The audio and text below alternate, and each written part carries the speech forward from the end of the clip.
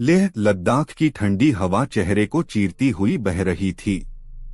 चारों तरफ पहाड़ ऐसे खड़े थे जैसे अंधेरे में किसी ने विशाल साए खड़े कर दिए हों। कार चला रहा था प्रियांशु। उसके बगल में बैठा था राहुल। पीछे की सीट पर अरुण और विकास खिड़की से बाहर अंधेरे को देख रहे थे। चारों दोस्त लेह लद्दाख घूमने निकले थे। दिन भर सफर करते करते उन्हें पता ही नहीं चला कि कब शाम से रात हो गई। घड़ी में रात के 11 बज चुके थे। राहुल ने आसमान की तरफ देखते हुए कहा, भाई, यहां रात कुछ ज्यादा ही अजीब लग रही है। प्रियांशु ने मुस्कुराते हुए कहा, पहाड़ है यार, ऐसे ही लगता है। थोड़ी देर में होटल मिल जाएगा। लेकिन अरुण का मन बेचैन था। वो बार बार पीछे मुड़कर देख रहा था। यह रास्ता दिन में इतना डरावना नहीं था। उसने धीमी आवाज में कहा। तभी सामने से एक पुराना ट्रक आता हुआ दिखाई दिया। उसकी हेडलाइट बहुत तेज थी। जैसे ही ट्रक पास आया, उसने लाइट डिम की और धीरे धीरे कार के बराबर आकर रुक गया। ट्रक का ड्राइवर एक अधेड़ उम्र का आदमी था। चेहरे पर अजीब सी गंभीरता थी। उसने शीशा नीचे किया और बोला, रात हो गई है बेटा, आगे मत जाओ। प्रियांशु ने हैरानी से पूछा, क्यों चाचा? हम तो बस थोड़ा आगे जा रहे हैं। ड्राइवर ने पीछे की सड़क की तरफ इशारा किया। पीछे एक आर्मी का बेस कैंप है, वहीं रुक जाओ। आगे जो शॉर्टकट है, रात में सुरक्षित नहीं है। राहुल हंस पड़ा। अरे चाचा, डराने वाली बातें मत करो। लेकिन ड्राइवर की आवाज और भारी हो गई। डरा नहीं रहा हूं, समझा रहा हूं। उसने धीरे से कहा, इस रास्ते पर रात में भूत प्रेतों का साया रहता है। यहां कोई सफर नहीं करता। अरुण और विकास एक दूसरे को देखने लगे। विकास ने धीमे से कहा, भाई, बात में कुछ तो है। लेकिन प्रियांशु ने मुस्कुराकर कहा, चाचा धन्यवाद, हम संभाल लेंगे। ड्राइवर ने आखिरी बार चारों को गहरी नजर से देखा। फिर पीछे मुड़कर मत देखना, इतना कहकर ट्रक धीरे धीरे अंधेरे में गुम हो गया। कार आगे बढ़ी। सड़क अब पहले से ज्यादा सुनसान थी। मोबाइल नेटवर्क पूरी तरह गायब हो चुका था। हवा अचानक बहुत ठंडी हो गई और पहाड़ों के बीच से अजीब सी सीटी जैसी आवाज आने लगी। अरुण ने कांपती आवाज में कहा, क्या तुम लोगों को भी ये आवाज सुनाई दे रही है? राहुल ने कार का शीशा बंद करते हुए कहा, हाँ, जैसे कोई नाम ले रहा हो। तभी कार के सामने सड़क के बीचों बीच एक काला साया दिखाई दिया। प्रियांशु ने अचानक ब्रेक मारा। चारों की सांसें रुक गईं। लेकिन अगले ही पल वो साया गायब हो गया। पीछे सिर्फ अंधेरी सड़क और पहाड़ों की खामोशी। अरुण ने धीरे से कहा, मुझे लग रहा है हमें उस ट्रक वाले की बात मान लेनी चाहिए थी। और तभी कार के अंदर किसी ने बहुत धीमे से फुसफुसाया, अब बहुत देर हो चुकी है। कार के अंदर अजीब सा सन्नाटा था। चारों दोस्तों को ऐसा लग रहा था जैसे पहाड़ों की खामोशी उन्हें दबा रही हो। प्रियांशु ने गाड़ी धीरे चला रखी थी। सड़क अब पहले से कहीं ज्यादा सुनसान हो चुकी थी। राहुल ने शीशे से बाहर झांकते हुए कहा, भाई, वो ट्रक वाला बार बार दिमाग में आ रहा है। अरुण ने गर्दन झटका। हाँ, उसकी आंखों में डर था, मजाक नहीं। पीछे बैठा विकास अब बिल्कुल चुप था। वो लगातार पीछे की सड़क को देख रहा था। कुछ दूरी तय करने के बाद सड़क अचानक और ज्यादा संकरी हो गई। पहाड़ पास आते जा रहे थे। ऐसा लग रहा था जैसे रास्ता उन्हें निगलने की कोशिश कर रहा हो। राहुल ने मोबाइल निकाला। नेटवर्क बिल्कुल नहीं है। उसी पल कार का रेडियो अपने आप चल पड़ा। पहले सिर्फ खर्र खर्र, फिर एक भारी सी आवाज, वापस चले जाओ। प्रियांशु ने तुरंत रेडियो बंद कर दिया। ये क्या था? विकास की आवाज कांप रही थी।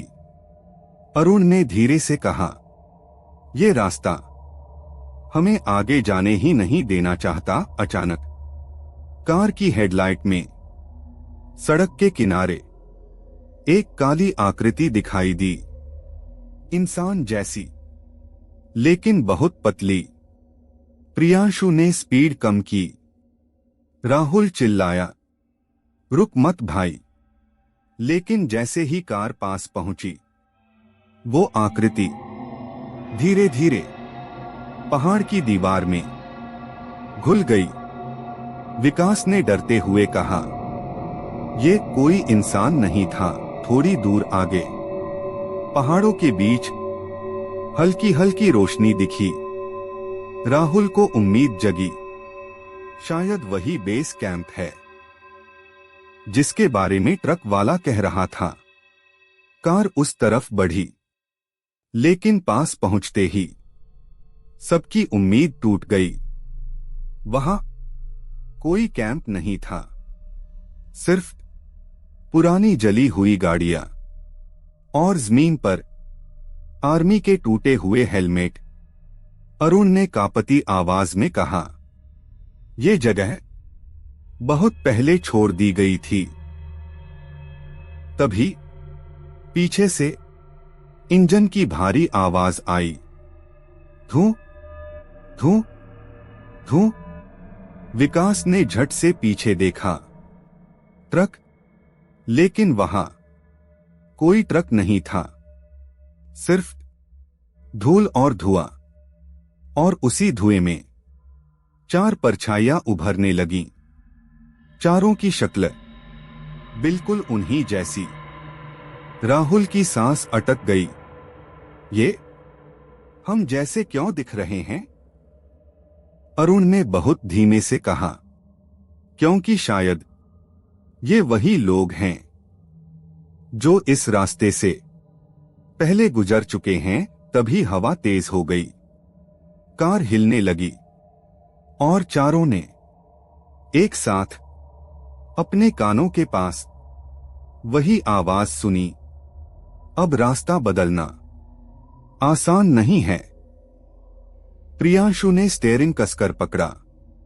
उसका दिल जोर जोर से धड़क रहा था, क्योंकि उसे एहसास हो चुका था, ये रास्ता सिर्फ आगे नहीं जा रहा था, ये उन्हें किसी और जगह ले जा रहा था। हवा अब चीखने लगी थी। ऐसा लग रहा था जैसे पूरा पहाड़ उन चारों के खिलाफ हो गया हो। कार के शीशे अपने आप कांपने लगे। प्रियांशु ने एक्सीलरेटर दबाया, लेकिन कार आगे बढ़ ही नहीं रही थी, जैसे किसी ने उसे जमीन से जकड़ लिया हो। राहुल ने घबराकर कहा, भाई, गाड़ी चल क्यों नहीं रही? तभी पीछे बैठा विकास अचानक चिल्लाया, वो पीछे बैठा है। अरुण ने मुड़कर देखा। पीछे की सीट पर अब 4 नहीं 5 लोग थे। एक परछाई बिल्कुल विकास के पीछे बैठी थी।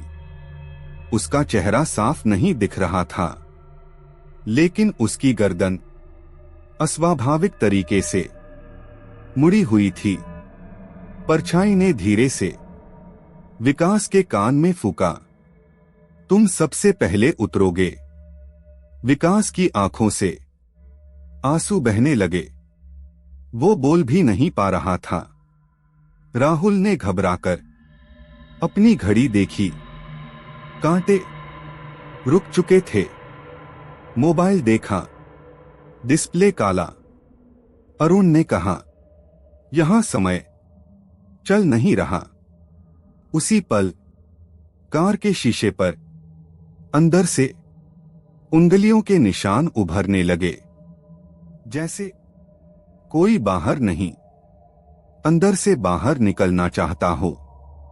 अचानक सड़क के बीचों बीच एक तेज हेडलाइट जली। वही पुराना ट्रक। इस बार ट्रक के पीछे कोई नंबर नहीं था। ड्राइवर नीचे उतरा। उसका चेहरा अब आधा जला हुआ था। उसने गहरी आवाज में कहा, मैंने कहा था रात में मत आना।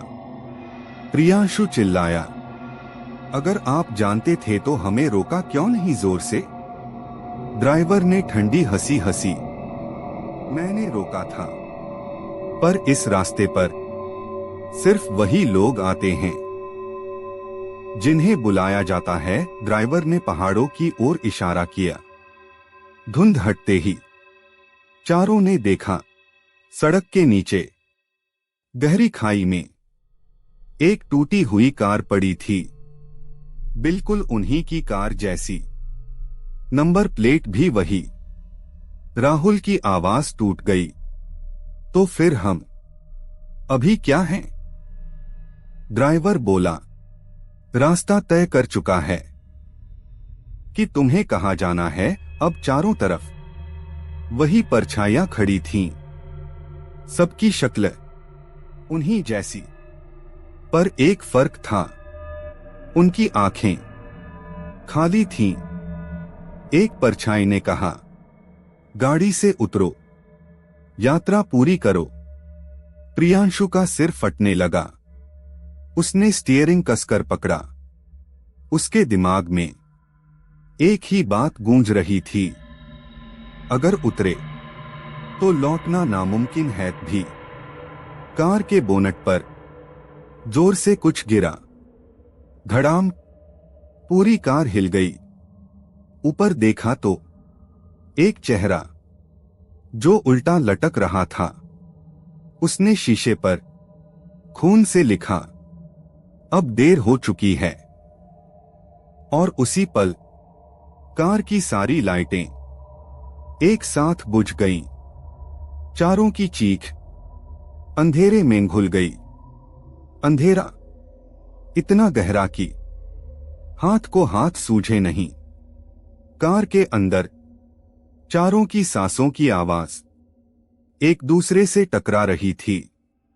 अचानक डैशबोर्ड की लाइट हल्की सी जली। प्रियांशु ने कांपते हाथों से स्टीयरिंग पकड़े रखा। सब जिंदा हो ना?